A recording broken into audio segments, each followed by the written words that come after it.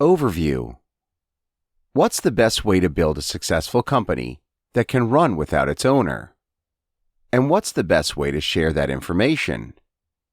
John Warrillow created a theoretical story packed with information based on years of experience with business owners and the advice he received from his mentors. In Built to Sell 2011, Alex Stapleton, a fictional business owner, seeks the help of Ted Gordon, an imaginary entrepreneur. Using Ted's wise advice, Alex goes through the process of turning his company from a worthless one into a $5 million business.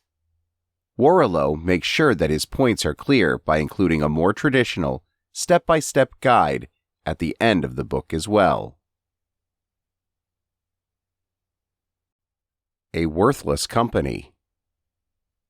Alex Stapleton owned the Stapleton Agency, an advertising company with 7 employees. Sarah, the senior designer, had been working on mock-ups for MNY Bank, the agency's major client. Alex met with John Stevens, MNY Bank's head of marketing, and presented 8 mock-ups for the bank's brand. John had some harsh comments and changes. Back at the office, Alex let Sarah know of the changes she needed to make. She was not pleased, but got to work. The next day, Sarah said she would be finishing the brochures for MNY Bank and then quitting. This was not the job she signed up for. Alex was devastated. Sarah was his best designer. The others were generalists, not particularly good at any one thing. The agency was not doing that well financially, and Alex was drained. He began to think about selling his company. Before making such a big decision, Alex met with his friend Ted Gordon. Ted was a millionaire entrepreneur who had built and sold 4 companies.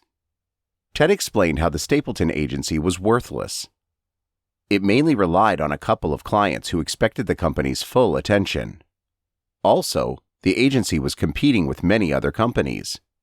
It wouldn't be wise to sell, not without major changes. The 5-step design. Logos were what the company was best at. To create the logos, they used a 5-step design process. They first asked about the client's goals and determined its personality. To do this, they asked some seemingly goofy questions, such as, if your product was a cookie, what would it taste like? Next, the designers would manually sketch out ideas. After getting the client's feedback, they would digitally create a better black and white version before making the final design. This system worked, and Ted suggested focusing on logos. Specialization was the first step Alex needed to take. Focusing on quality work in one field was a better strategy. Ted also said that one client should not bring in more than 15% of the cash flow.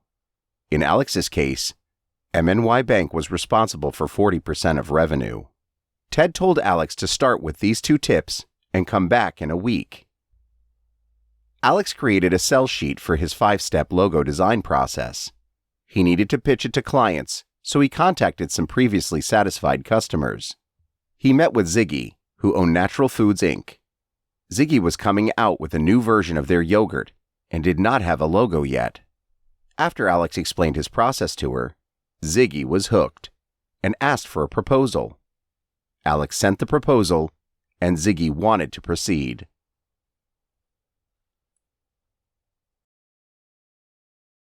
Selling the process. At their next meeting, Ted explained to Alex how mastering a unique process puts you in control. The 5-step process should be the product the company sells, not a service they provide. Once a company starts selling a product, they can ask clients to pay in advance. Moreover, if Alex was going to sell his company, buyers would need to feel that it could thrive without him.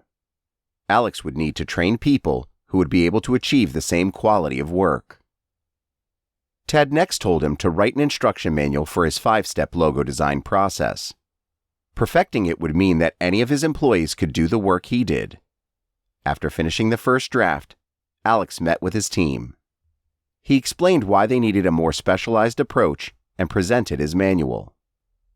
Elijah, his youngest designer, disapproved of the strategy. After the meeting was adjourned, Alex spoke with Elijah, who did not have a business-oriented vision. Elijah decided to quit, which was a slight relief for Alex. However, he would have one less designer. Moreover, Elijah's mother worked at MNY Bank, which could strain Alex and the bank's relationship. One morning, Alex received a letter from Urban Sports Warehouse. USW wanted Stapleton Agency to handle all their marketing. This would mean a stable $50,000 per month. Alex was thrilled, but when he discussed it with Ted, it was clear that the right decision would be to reject the offer. Though his company would be more attractive to bigger agencies, they would require Alex to keep working for them for 5 years. He would have to achieve specific milestones before he was fully paid. Alex rejected the offer and moved on.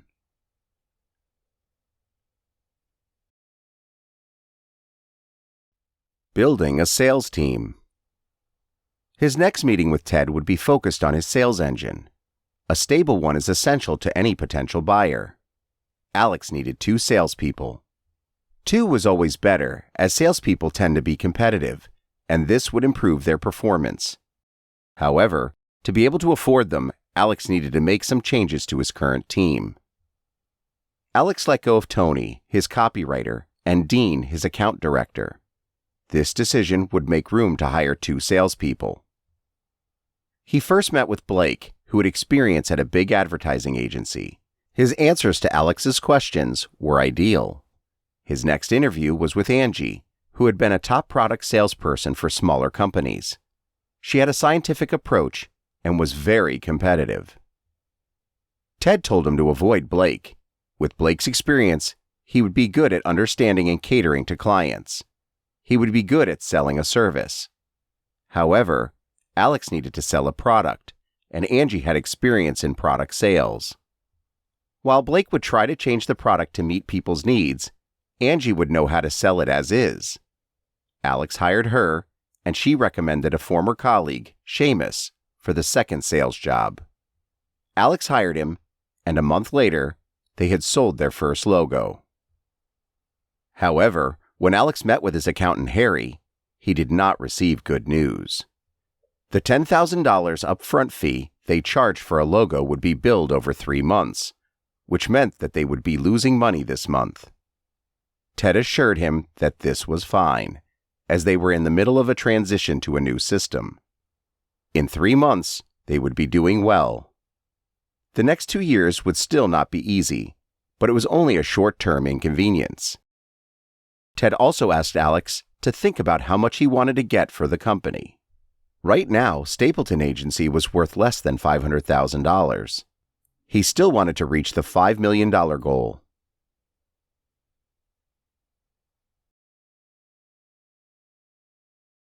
Scaling up.